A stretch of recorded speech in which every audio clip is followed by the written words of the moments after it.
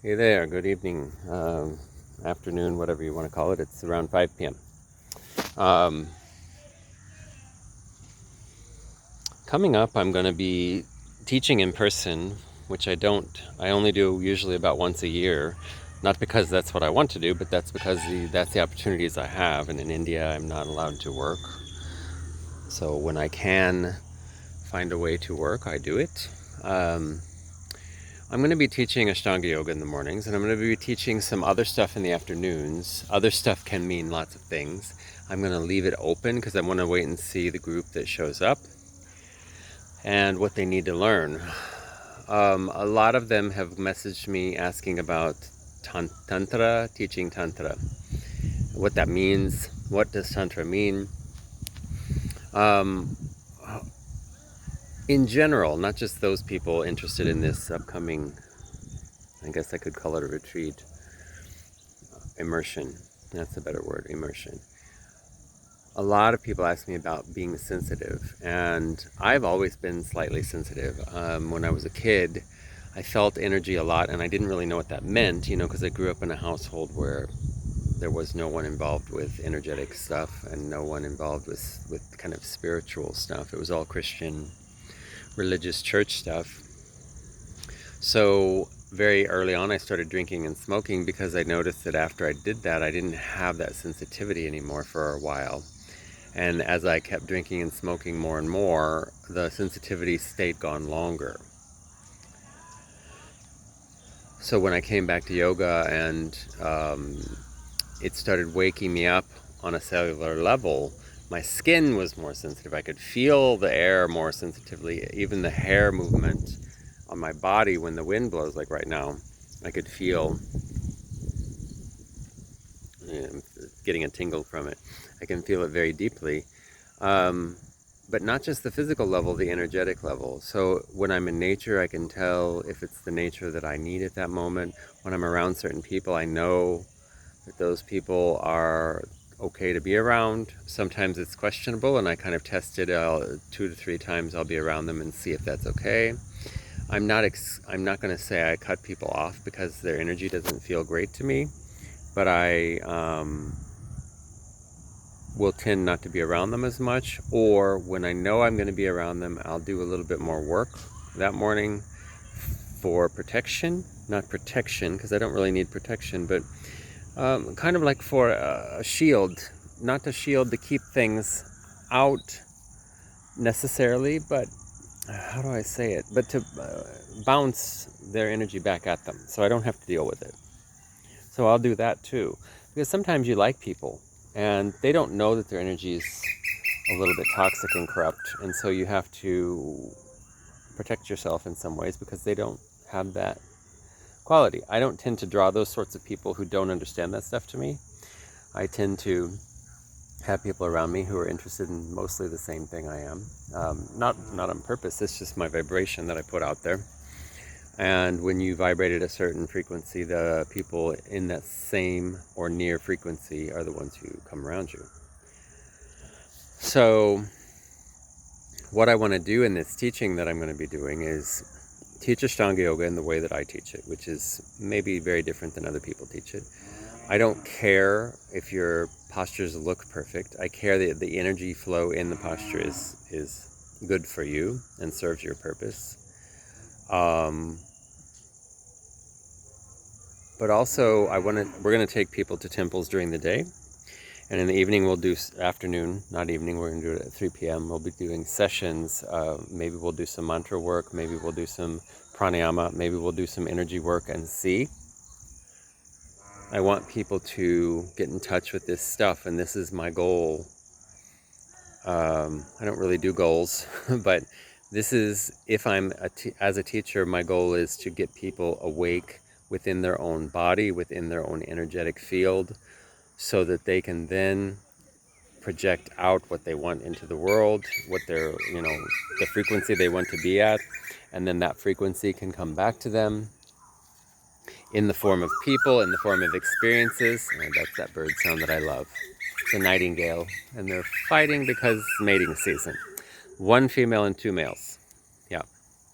But I love that sound. That's the sound that always makes me know I'm back in India whenever I leave. I love to come and hear that in the morning, that whoop, whoop, whoop sound.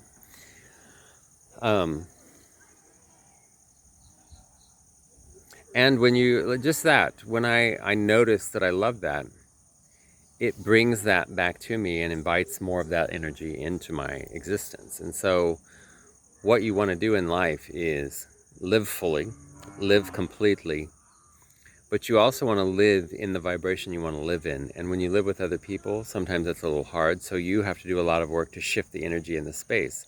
I have my own room here at Guruji's place, and I do a lot of work in that room. I chant mantras, I chant shlokas, I chant shtutis, mostly to Pratyangita and Kali. I also burn some brahmi cups that clear the energy, clear the air of the space. I do a lot of this kind of stuff daily. And then when I'm feeling a little lazier or I've run out or something, then I don't have to worry so much because I've done that work for so long, day in, day out, morning and evening, that by the time I get to a day where maybe I ran out of some of my incense that I like, or I am tired and I need to do my mantras in a faster way or in a different way, the space is pretty clear, so I don't have to worry about it. The number one thing we have to think about when it comes to energy, though, is this. This is our temple. So when you go into a temple, and if you like the energy in that temple, they're doing things in that temple to enhance the energy of the God that's in that space, and that energy will permeate that space. But we have to take ourselves into our own physical vessel, which is our personal temple, which is where God that lives inside us lives. And we have to, I'm not saying it has to be clean. I'm not saying you have to only eat sattvic and you have to do all that, because Tantra is not all about that. Guruji said one day that, his guru was Avaduta. She lived on the beach. She washed her body in the ocean sometimes. So maybe her physical vessel wasn't always clean. She wasn't doing pranayama. She wasn't doing that. But her mind was pure and clear and focused. It's what we do with our energetics, our mind, our heart. Are we pure there? Are we pure there? Are we focusing on the things that will keep us in that space, and allowing in things all day long, but knowing how to turn it around within ourselves so that we can get back to that feeling good energetic space. That's important. And it's something that I think everyone doesn't always think about. And I think it's something that many yoga teachers, asana teachers, don't know about and don't think about, because it's not something that's covered in a 200-hour teacher training course, I think it should be, but it's not. So what do we do? This is what I try to do. This is my job in the world, within the yoga community, within the Tantra community. I want to teach people a deeper side of these things. And I say it all the time, and I say it too much, and maybe that's another reason why I don't feel it necessary to make videos all the time anymore, because I say it a lot. And when I stop feeling the need to say it, maybe either the message is finally getting out, or I'm tired of not being heard properly. But if you're coming to ask me, you're interested, so I'm going to tell you. And so people have asked me about this, and I'm interested, so here I am telling you. Anyway, so think about, we're going to be in Dehradun. This isn't an ad for my retreat, for my immersion. It's just, I'm going to be there in person teaching Ashtanga Yoga the way I teach it, focusing on the energetics, which my teacher Nancy Gogoff was big on, focusing on the energy in the practice. I'm going to be teaching things to make you more sensitive, or to be okay with your sensitivity, with tantric techniques, with yogic techniques. We're going to do all kinds of stuff. It will be intense, but it will also be a soft opening, a soft heartfelt space. Okay, so if you're interested, get in touch. I can give you the details as needed. They're all on my Instagram and on my Facebook.